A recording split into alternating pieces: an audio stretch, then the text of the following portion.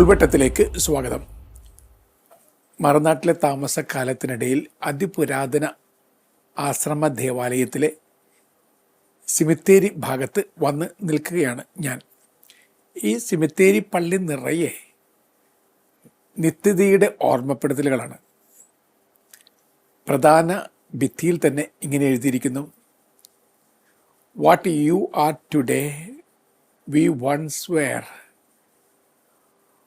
What we are today you will be ones. നിങ്ങളിപ്പോൾ എന്താണോ അത് ഞങ്ങളായിരുന്നു പണ്ട്. ഞങ്ങളിപ്പോൾ എന്താണോ അത് നിങ്ങളായിരിക്കും ഒരു ദിവസം. സത്യമല്ലേ?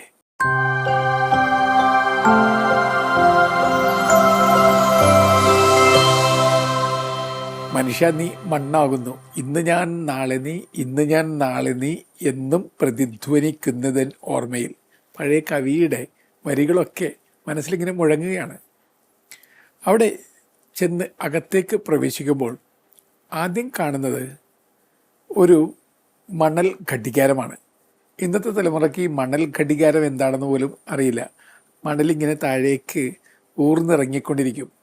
അത് പണ്ടത്തെ കാലത്തെ സമയസൂചികയാണ്. മണൽ ഊർന്നിറങ്ങുന്നത് പോലെ നിങ്ങളുടെ ആയുസ് ഊർന്നു പോവുകയാണ്. എൻ്റെ ആയുസിൻ്റെ ദിനങ്ങൾ എണ്ണാൻ എന്നെ പഠിപ്പിക്കണമേ എന്ന് സങ്കീർത്തനം ഉരുവിട്ട് സന്യാസിമാർ അവിടെ ഇരുന്നിട്ടുണ്ടാവണം. അവർ ജീവിതത്തെക്കുറിച്ചും മരണത്തെക്കുറിച്ചും മരണത്തിനത്തെ അപ്പുറത്തേക്ക് നീളുന്ന നിത്യജീവിതത്തെക്കുറിച്ചും ധ്യാനിച്ചിരിക്കണം. വീണ്ടും നമ്മൾ മുന്നിലേക്ക് നടക്കുമ്പോൾ ഒരു ഉണങ്ങിയ പൂ അവിടെ വെച്ചിരിക്കുന്നു. പണ്ടത്തെ ഏതോ കാലഘട്ടത്തിലെ ഒരു പൂവായിരിക്കണം. അത് നിറഞ്ഞ് കവിഞ്ഞ സൗന്ദര്യമുള്ള ആഴങ്ങളുള്ള ഒരു പൂവായിരുന്നിരിക്കണം. അതുണങ്ങിപ്പോയി. കുമാരനാശാൻ്റെ കവിതകൾ പെട്ടെന്ന് മനസ്സിലേക്ക് വരും. ഒരു കവിതയിലെ വീണപൂവിലെ വരികൾ: കണ്ണേ മടങ്ങുക, കരിഞ്ഞ് മലിഞ്ഞ് മാശ് മണ്ണാകും ഈ മലര് വിസ്മൃതമാകും ഇപ്പോൾ, എണ്ണീടിൽ ആർക്കും ഇതുതാൻ ഗതി, അവന് വാഴവ് കിനാവ് കഷ്ടം. ഈ കിനാവ് കഷ്ടം എന്ന് പറയേണ്ട ആവശ്യമൊന്നുമില്ല. വീണപ്പൂവ് പണ്ടത്തെ രാജ്ഞി കണക്കേ ഇരുന്ന പൂവായിരുന്നു. എല്ലാ മനുഷ്യരും ഇങ്ങനെ വീണ പൂവുകളെ പോലെ താഴ്ന്ന് പിന്നെ മണ്ണോട് മണ്ണായി അലിഞ്ഞില്ലാതെ മാറേണ്ടതാണ്. പക്ഷെ അത് കഷ്ടം എന്നൊന്നും പറയണ്ട. ഒരാൾ അപ്രത്യക്ഷമാകുന്നത് പ്രത്യക്ഷമാകാൻ വേണ്ടിയല്ലേ. മൂടൽമഞ്ഞിൽ മറഞ്ഞു എന്ന് നിങ്ങൾ കരുതുന്നുണ്ട്. പക്ഷെ മൂടൽമഞ്ഞിന് അപ്പുറത്തേക്കുള്ള വെട്ടത്തിൻ്റെ ലോകത്തിലേക്കാണ് ഒരാൾ ഇല്ലാതായത്. ഈ ലോകത്തിലെ തിരികൾ കെടുത്തുന്നത് പ്രകാശം വന്നപ്പോഴാണ്, സൂര്യപ്രകാശം വന്നപ്പോഴാണെന്ന് ടാഗോർ ഇങ്ങനെ സുന്ദരമായിട്ട് എഴുതുന്നുണ്ട്. അതൊക്കെയാണ് സത്യം. അങ്ങനെയാണെങ്കിൽ നീണ്ടു നിൽക്കുന്ന യാത്രയുടെ ഇടനാഴികളിലാണ് നമ്മളൊക്കെ. വീണ്ടും ആ പുരാതന സെമിത്തേരി പള്ളിയുടെ ഉള്ളിലെ മറ്റൊരു സുന്ദര കാഴ്ച: ജനാലക്കരികിൽ അതിസുന്ദരമായിട്ടുള്ള ഒരു ഹൃദയത്തിൻ്റെ രൂപം. പക്ഷെ ആ ഹൃദയത്തിന് പ്രത്യേകതയുണ്ട്. 2 ചിറകുകളുണ്ട്. ചിറക് വിരുത്തി പറക്കുന്ന ഹൃദയത്തിൻ്റെ രൂപമാണത്. അതൊരു പ്രതീകാത്മകതയാണത്. ഈ ചിറക് വിരുത്തി പറക്കുന്ന ഹൃദയത്തിൻ്റെ കാഴ്ച അത് സുന്ദര കാഴ്ച തന്നെയാണ്.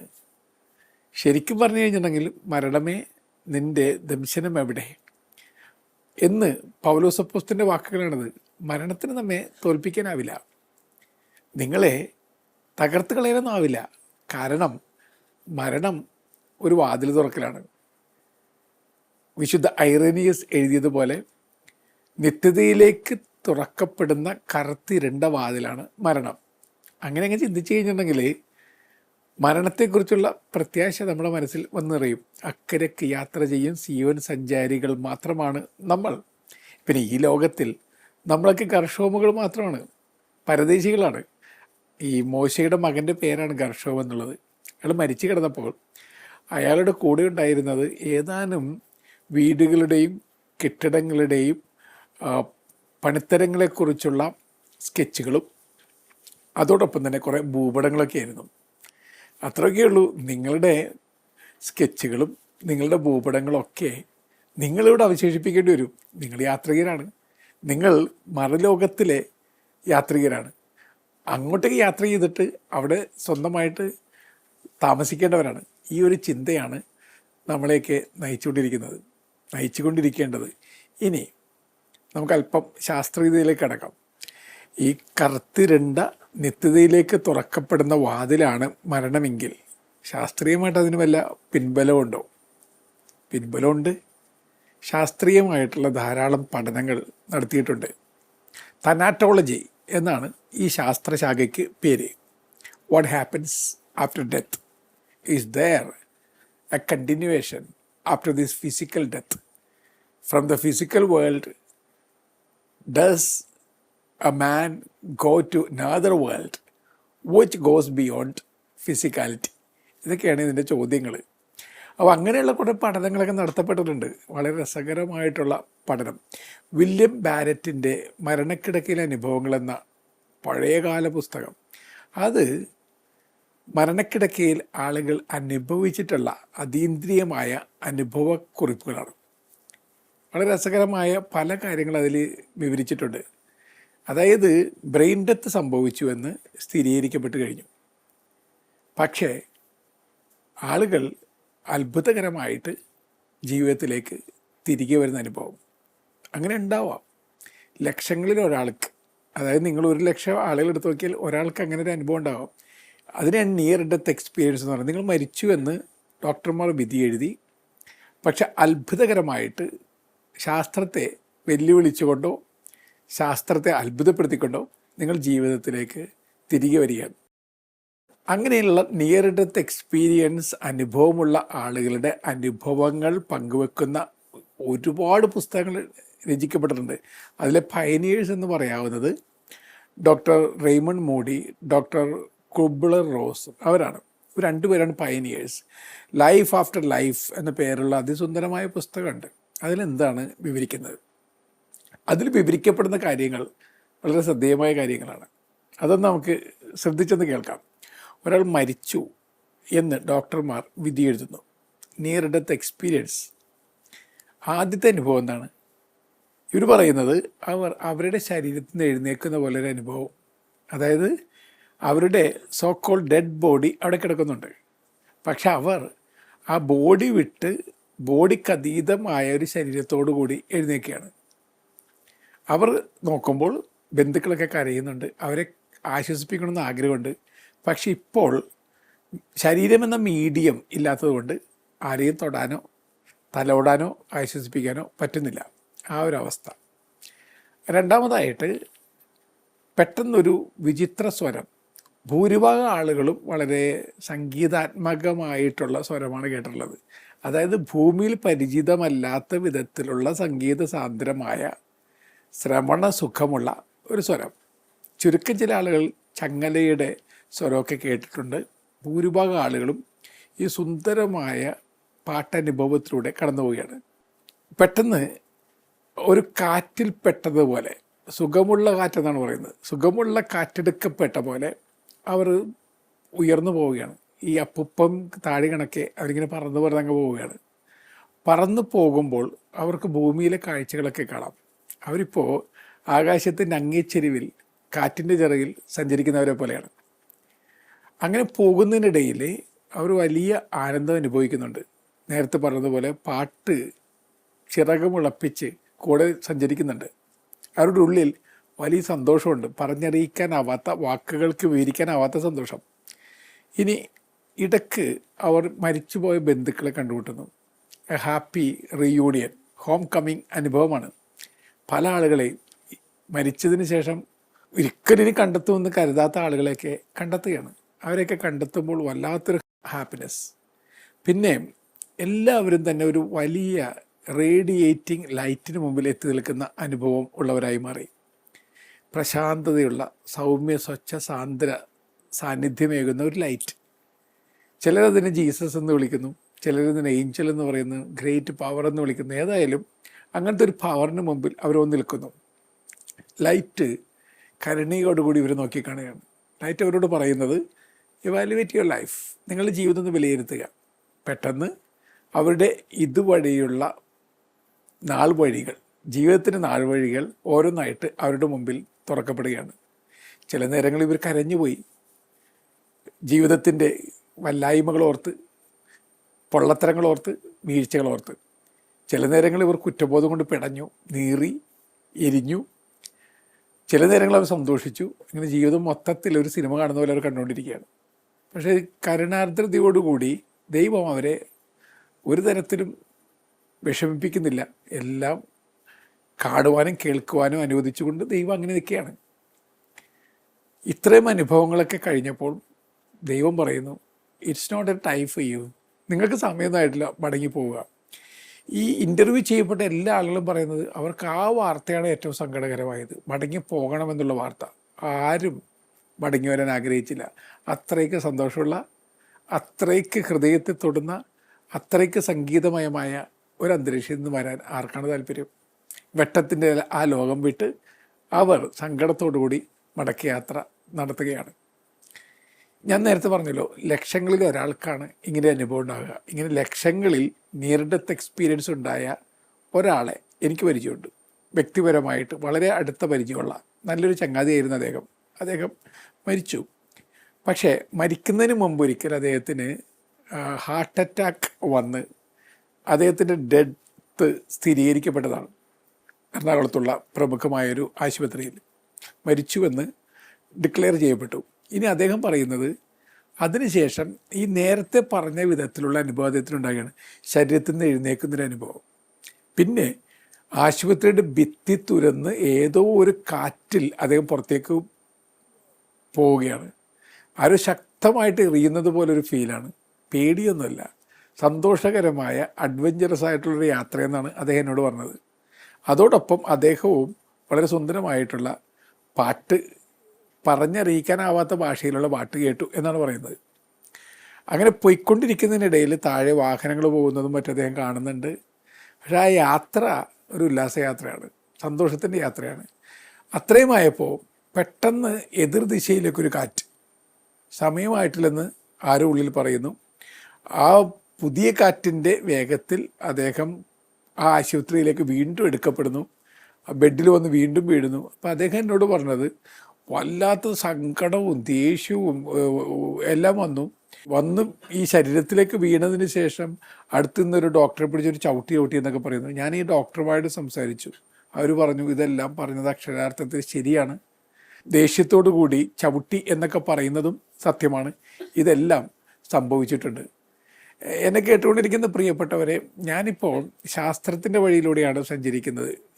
അപ്പോൾ ശാസ്ത്രത്തിന് നിരക്കാത്ത, മനസ്സിലാക്കാൻ പറ്റാത്ത ഒരുപാട് കാര്യങ്ങളാണ്. അതുകൊണ്ടാണല്ലോ തനാറ്റോളജി എന്നൊരു ശാസ്ത്രശാഖ തന്നെ മരണത്തിനപ്പുറത്തേക്ക് എന്ത് സംഭവിക്കുന്നു എന്ന് പഠിക്കുവാൻ വേണ്ടി നിശ്ചയിക്കപ്പെട്ടുള്ളത്. അപ്പോൾ ഇതൊക്കെയാണ് ജീവിതം എന്ന് പറയുന്നത്. ഡോക്ടർ ഡങ്കൻ, ഡോക്ടർ വാൾട്ടേഴ്സ്, ഇത് രണ്ടുപേരും ഈ തനാറ്റോളജിയിൽ വളരെ രസകരമായ പഠനങ്ങൾ നടത്തിയിട്ടുള്ളവരാണ്. ആദ്യത്തെയാൾ പറഞ്ഞത്, ഒരാൾ മരിക്കുമ്പോൾ പെട്ടെന്ന് അയാളുടെ ശരീരത്തിൽ നിന്നും അല്പം ഭാരക്കുറവ് ഉണ്ടാകുന്നുണ്ട്. അതായത് ശരീരത്തിൽ എന്തൊക്കെയോ നഷ്ടപ്പെടുന്നുണ്ട്.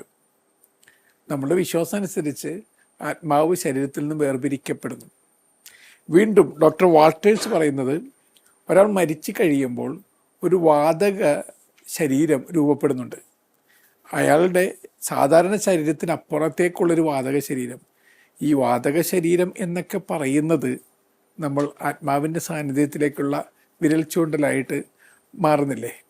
ആലോചിച്ച് നോക്കുക. അപ്പം നമ്മളെല്ലാവരും ശരീരത്തിൽ കുടുങ്ങി, ശരീരത്തിൽ തുടങ്ങി, ശരീരത്തിൽ ഒടുങ്ങേണ്ടവരല്ല, ശരീരത്തിനപ്പുറത്തേക്ക് പോകേണ്ടവരാണ്. നിത്യതയിലേക്കുള്ള ഏതൊരു മഹാപ്രയാണത്തിലെ അംഗങ്ങൾ മാത്രമാണ് നമ്മളെന്ന് എന്തെങ്കിലും നമ്മൾ തിരിച്ചറിഞ്ഞിട്ടുണ്ടോ? തിരിച്ചറിഞ്ഞില്ലെങ്കിൽ പിന്നെ നമ്മുടെ ജീവിതത്തിൽ എന്താണ് അർത്ഥമുള്ളത്? അപ്പം നമ്മളെല്ലാവരും ഇങ്ങനെ കണ്ടിന്യൂസ് ആയിട്ട് യാത്ര നടത്തിക്കൊണ്ടിരിക്കുകയാണ്. കാണുന്നത് മാത്രം വിശ്വസിക്കൂ എന്ന് പറയുന്നതിൽ അർത്ഥമുണ്ടോ? കാണാത്തത് വിശ്വസിക്കുമ്പോൾ ചിലപ്പോൾ ജീവിതത്തിന് കുറച്ചും കൂടി അർത്ഥ സാന്ദ്രതയൊക്കെ കൈവരില്ലേ? ഒരു സന്യാസി മരണക്കിടക്കയിലാണ്. സന്യാസിമാരുടെ അന്ത്യമൊഴികൾ കുറിച്ചെടുക്കുക എന്നുള്ളത് ഒരു പാരമ്പര്യ രീതിയാണ്. കാരണം അയാളുടെ ജീവിതത്തിൻ്റെ ഉള്ളടക്കമാണ് അവസാന മൊഴി, മരണമൊഴി. അപ്പോൾ ഈ സന്യാസി മരിക്കാൻ കിടക്കുമ്പോൾ ശിഷ്യന്മാരെല്ലാവരും ചുറ്റിലോ നിൽക്കുന്നുണ്ട്. ഇയാൾ എന്തായിരിക്കും പറയാൻ പോവുക? അദ്ദേഹം വശ്യമായിട്ട് എല്ലാവരും നോക്കി പുഞ്ചിരിച്ചു. എന്നിട്ട് അടുത്ത് നിൽക്കുന്ന ശിഷ്യനോട് പറഞ്ഞു, ഒരു കഷ്ണം അപ്പം തരുമോ? അവൻ അമ്പരന്ന് പോയി, എല്ലാവരും അമ്പരന്ന് പോയി. കാരണം അന്ത്യമൊഴി പ്രതീക്ഷിച്ചിരിക്കുന്ന ആളുകൾക്ക് ഇങ്ങനെയൊരു ചോദ്യമാണ്. ഒരു കഷ്ണം അപ്പം തരുമോ? അപ്പം തന്നെ അപ്പം കൊണ്ടുവന്ന് കൊടുത്തു. ആ അപ്പം അദ്ദേഹം കയ്യിലെടുത്തു, അപ്പം നോക്കി, മണത്തു, എന്നിട്ട് ഓരോ തരിയും ആസ്വദിച്ച് കഴിക്കുന്ന മട്ടിൽ അദ്ദേഹം അത് കഴിച്ചു, മുഴുവൻ കഴിച്ചു. അതിനുശേഷം വീണ്ടും അതിസുന്ദരമായ അഴകാഴങ്ങളുള്ളൊരു പുഞ്ചിരി. ആ ചിരിക്കൊടുവിൽ അദ്ദേഹം പറഞ്ഞു, അപ്പം വിശിഷ്ടമായിരിക്കുന്നു. വരാനിരിക്കുന്ന ലോകത്തിലെ അപ്പം ഇതിലും വിശിഷ്ടമായിരിക്കും, അതിവിശിഷ്ടം. അതായിരുന്നു അദ്ദേഹത്തിൻ്റെ സന്ദേശം. ആ സന്ദേശത്തിൻ്റെ പൊരുളെന്താണ്? ഈ ലോക ജീവിതത്തിലെ എല്ലാ ആനന്ദങ്ങളും നുകരുക. ഐസ്ക്രീം പോലെയാണ്, മെൽറ്റാകുന്നതിന് മുമ്പ് ജീവിതത്തെ ജീവിതമായി ആസ്വദിക്കുക. പക്ഷെ ഇവിടെ തീരുന്നില്ല, ഇവിടെ കുടുങ്ങുന്നില്ല, ഇവിടെ ഒടുങ്ങുന്നില്ല. അനശ്വരമായ അപ്പം നിങ്ങൾക്ക് വേണ്ടി ഒരുക്കപ്പെട്ടിട്ടുണ്ട്. വിരുന്ന് മേശയിൽ വിരുന്ന് നിങ്ങളെ കാത്തിരിക്കുന്നുണ്ട്. ആ വിരുന്ന് കൂടി സ്വീകരിക്കുവാനായിട്ട് ഹൃദയമൊരുക്കുക. ഇതാണ് സന്ദേശം എന്ന് പറയുന്നത്. ഈ സന്ദേശം നിങ്ങളൊന്ന് ധ്യാനിച്ചു നോക്കുക എൻ്റെ പ്രിയപ്പെട്ടവരെ. കുറച്ചാളിവിടെ ജീവിച്ചതിന് ശേഷം നിങ്ങൾ മണ്ണോട് മണ്ണായി തീരും, പിന്നെ നിങ്ങൾ ഇല്ലാതായി തീരും, നിങ്ങളൊരു ബിഗ് സീറോ ആയി തീരും. അങ്ങനെയാണെങ്കിൽ ജീവിതത്തിന് എന്താ അർത്ഥമുള്ളത്? ജീവിതത്തിന് അർത്ഥം വരുന്നത് അനന്തമായ വെട്ടത്തിൻ്റെ പ്രയാണത്തിലെ ചെറു കണിക മാത്രമായി നിങ്ങൾ മാറുന്നു എന്നൊരു ബോധ്യത്തിൽ നിന്നല്ലേ? ആ ബോധ്യത്തെ ഒന്ന് ധ്യാനമാക്കാനായിട്ട് ശ്രമിച്ചു നോക്കുക. നമുക്കിനി എന്തെല്ലാം അനുഭവം, എന്നെ കേട്ടുകൊണ്ടിരിക്കുന്ന നിങ്ങൾക്ക് മരണത്തിനപ്പുറത്തേക്ക് ജീവിതമുണ്ടെന്നുള്ളതിൻ്റെ എന്തെന്ത് സാക്ഷ്യപത്രങ്ങൾ കിട്ടിയിട്ടുണ്ട്. ഒരു സുഹൃത്തായ സിസ്റ്റർ, കന്യാസ്ത്രീ, അവരുടെ അനുഭവം പറയുകയാണ്. കേരളത്തിന് വെളിയിലൊരിടത്ത് കോൺവെൻറ്റിലാണ് അവർ. പെട്ടെന്ന് അവരെ കാണാനായിട്ട് വയസ്സായ അവരുടെ അപ്പനെത്തുന്നു. അപ്പൻ സ്വീകരണ മുറിയിലിരുന്ന് സംസാരിക്കുന്നു. അയാൾ പറയുന്നു, ഞാൻ മരിക്കും, അതിൽ നാളൊന്നുമില്ല, എൻ്റെ മൃതദേഹം ഇങ്ങനെയൊക്കെയാണ് സംസ്കരിക്കേണ്ടത്, സ്വത്തൊക്കെ ഇങ്ങനെയൊക്കെയാണ് കൊടുക്കേണ്ടത്, വിൽപ്പത്രത്തെക്കുറിച്ചും എല്ലാം വാചാലമായിട്ട് അദ്ദേഹം സംസാരിക്കുന്നു. ഇനി ഇദ്ദേഹം മരിച്ചതിന് ശേഷവും തുടരേണ്ട കാരുണ്യ പ്രവൃത്തികളെക്കുറിച്ചൊക്കെ പറയുന്നുണ്ട്. അങ്ങനെ ഹൃദ്യമായ വ്യക്തമായ നല്ലൊരു സംഭാഷണം. അതിനുശേഷം അയാൾ പറയുന്നു, മോളെ, അവസാനത്തെ വണ്ടി വിട്ടുപോകും, അത് കിട്ടുന്നതിന് വേണ്ടി ഞാൻ പോവുകയാണ്. ഇപ്പം പോയില്ലെങ്കിൽ അവസാനത്തെ വണ്ടി കിട്ടില്ല, ദ ലാസ്റ്റ് ബസ്. അത്രയും പറഞ്ഞ് അദ്ദേഹം പുറത്തിറങ്ങുന്നു. പിന്നെ സിസ്റ്ററെ തന്നെ കാണുക അർദ്ധരാത്രിയിൽ പാർലർ മുറിയിൽ വെട്ടം പോലും ഇല്ലാത്ത ഇരുട്ടുമുറിയിൽ ഒറ്റയ്ക്കിരിക്കുന്നതാണ്. അപ്പോഴാണ് സിസ്റ്റർ മനസ്സിലാക്കിയത് ഇത്രയും നേരം കണ്ടത് സ്വപ്നമായിരുന്നു. പഴയ സ്വപ്നമാണോ? എല്ലാം യാഥാർത്ഥ്യം പോലെ. അവരങ്ങനെ ചിന്തിച്ചുകൊണ്ടിരിക്കുമ്പോൾ പെട്ടെന്ന് ഫോൺ ബെല്ലടിക്കുന്നു. വീട്ടിൽ നിന്നാണ്. അപ്പൻ മരിച്ചു. സ്വപ്ന ദർശനമുണ്ടായ സമയത്തൊക്കെ അപ്പൻ യഥാർത്ഥ സാന്നിധ്യമായിട്ട് ഇവിടെ വന്നതാണെന്ന് അവർ അപ്പോഴാണ് മനസ്സിലാക്കുക. നിങ്ങൾക്കിത് വിശ്വസിക്കാം, വിശ്വസിക്കാതിരിക്കാം. പക്ഷേ നിങ്ങളുടെ വിശ്വാസങ്ങൾക്കും അവിശ്വാസങ്ങൾക്കും അപ്പുറത്താണ് പലപ്പോഴും യാഥാർത്ഥ്യം. പേരിനോടൊപ്പം ഇൻഫൻറ്റ് ജീസസ് കൂട്ടിച്ചേർത്തിരുന്ന ഒരു കന്യാസ്ത്രീ ഉണ്ടായിരുന്നു. തെരേസ ഓഫ് ഇൻഫൻറ്റ് ജീസസ് എന്നാണ് അവരുടെ പേര്. അവർ പള്ളിയിലിരുന്ന് പ്രാർത്ഥിക്കുന്നു. പ്രായമായ കന്യാസ്ത്രീയാണ്. പെട്ടെന്ന് അവർ വിളിച്ചു പറയുന്നു, ഇതാ ഉണ്ണീശോ വരുന്നു, കയ്യിൽ പന്തുണ്ടല്ലോ, ഇത് ചിരി കണ്ടില്ലേ? ഇത്രയൊക്കെ പറഞ്ഞ് അവർ 2 കൈ അങ്ങ് നീട്ടി അവർ മരിച്ചു. ഇതും കെട്ടുകഥയെന്ന് നിങ്ങൾക്ക് വേണമെങ്കിൽ പറയാം. പക്ഷേ കെട്ടുകഥയ്ക്ക് അപ്പുറത്തേക്ക് പോകുന്ന കുറേ യാഥാർത്ഥ്യങ്ങളുണ്ട് ജീവിതത്തിൽ. മരണത്തിലേക്ക് അപ്പുറത്തേക്ക് നീളുന്ന ജീവിതത്തിൻ്റെ കഥകൾ മനസ്സിലാക്കണം എന്നുണ്ടെങ്കിൽ നിത്യതയെ സ്വപ്നം കാണുന്നവരായിട്ട് നമ്മൾ ഓരോരുത്തരും മാറണം. നമ്മൾ ഈ ലോകത്തിൽ തന്നെ കുടുങ്ങിക്കിടക്കുന്നവരായതുകൊണ്ടാണ് നമുക്ക് പല കാര്യങ്ങളും മനസ്സിലാക്കാൻ പോലും സാധിക്കാത്തത്. അതുകൊണ്ട് പ്രിയപ്പെട്ടവരെ, വന്നവരൊക്കെ മടങ്ങിപ്പോണം, വന്നിടത്തേക്ക് മടങ്ങിപ്പോണം. ആ ഒരു ചിന്ത നമുക്ക് ഒരു സ്ട്രെങ്തായിട്ട് മാറട്ടെ. ജോൺ 23 പാപ്പ അദ്ദേഹത്തിൻ്റെ അവസാന ദിവസങ്ങളെടുത്തപ്പോൾ അതായത് ലാസ്റ്റ് വില്ലൊക്കെ തയ്യാറാക്കി. ലാസ്റ്റ് വില്ല എല്ലാം തയ്യാറാക്കിയതിന് ശേഷം അദ്ദേഹം വളരെ രസകരമായിട്ട് ഇങ്ങനെ കുറിച്ചു വെച്ചു. അവധിക്കാലം കഴിഞ്ഞ് വീട്ടിലേക്ക് പോകാൻ കൊതിക്കുന്ന കുട്ടിയെ പോലെ ലഗേജ് എല്ലാം കൊടുത്തു വിട്ടിട്ട് ഞാൻ കാത്തിരിക്കുകയാണ്. എന്തൊരു സുന്ദരമായ വരികളാണ്. അവധിക്കാലം കഴിഞ്ഞ് ലഗേജ് എല്ലാം കൊടുത്തു വിട്ട് വീട്ടിലേക്ക് പോകാൻ കാത്തിരിക്കുന്ന കുട്ടിയെ പോലെ ഞാൻ കാത്തിരിക്കുകയാണ്. അങ്ങനെ തന്നെയല്ലേ ജീവിതം എന്നൊക്കെ എന്ന് പറയുന്നത്. നമ്മൾ ഈ അവധിയൊക്കെ കഴിഞ്ഞിട്ട് മടങ്ങി പോകണം. സെൻ ഹൈക്കുണ്ട്. മഴ വന്നപ്പോൾ കയറി നിൽക്കാനുള്ള ഇടം മാത്രമാണ് ഈ ലോകം. മഴ മാറിക്കഴിയുമ്പോൾ വീട്ടിലേക്ക് പോകണം. ശരിയല്ലേ? ഒരു കുടയ്ക്ക് കീഴിൽ അല്പനാൾ നിൽക്കുന്നു എന്നുള്ളൂ. ഈ കുടയിൽ നിന്നും നിങ്ങൾ വീട്ടിലേക്ക് പോകണം. അങ്ങനെ പോകുമ്പോൾ നിങ്ങൾ വീടണയുമ്പോൾ അപ്പോഴാണ് ജീവിതമായിട്ട് മാറുന്നത്. ഈ ചിന്ത ഹൃദയത്തിലേക്കൊന്ന് കൊണ്ടുവരിക. മരണത്തിനേക്കപ്പുറത്തേക്ക് നീളുന്ന നിത്യതയുടെ വെട്ടം നിറഞ്ഞ വഴികളിലേക്ക് നമുക്കും മനസ്സുകൊണ്ടെങ്കിലും യാത്ര നടത്താം. സഭാപ്രസംഗം പറഞ്ഞല്ലോ, ജനന ദിവസത്തേക്കാൾ പ്രധാനപ്പെട്ടതാണ് മരണ ദിവസം. കീറ്റ്സ് ഇങ്ങനെ കവിത എഴുതി, എൻ്റെ ഒടുക്കത്തിലാണ് എൻ്റെ തുടക്കം. സത്യം, ഒടുക്കത്തിലാണ് തുടക്കമുള്ളത്. അതൊന്ന് മനസ്സിലാക്കുക. മനസ്സിലാക്കി കഴിയുമ്പോൾ ഓരോ ചുവടും അർത്ഥപൂർണമായി മാറും. സ്വർഗത്തിലെ വഴിയോരങ്ങളിൽ ഒരൊറ്റ സൈൻ ബോർഡേ ഉള്ളൂ. അതിലെഴുതിയിരിക്കുന്നത് മരിക്കുക എന്നാണ്. ശരിയല്ലേ? ആരോ റിഥമാറ്റിക്കായിട്ട് വീണ്ടും എഴുതി, if you know how to die before you die you will not die when you die. മരിക്കും മുമ്പ് മരിക്കുന്ന എങ്ങനെയെന്ന് അറിഞ്ഞാൽ മരിക്കുന്ന നേരം മരിക്കില്ല. ചങ്ങാതി, മരിക്കും മുമ്പ് മരിക്കുന്നത് എങ്ങനെയെന്ന് പഠിച്ചെടുക്കുക. ഈ ഈഗോയൊക്കെ അങ്ങ് വിട്ടുകളയുക. അപ്പോൾ മരിച്ചാലും നമ്മൾ മരിക്കില്ല. ദൈവത്തിൻ്റെ വെട്ടത്തോടൊപ്പം ഒന്നുചേരും. നല്ല യാത്ര നേരുന്നു.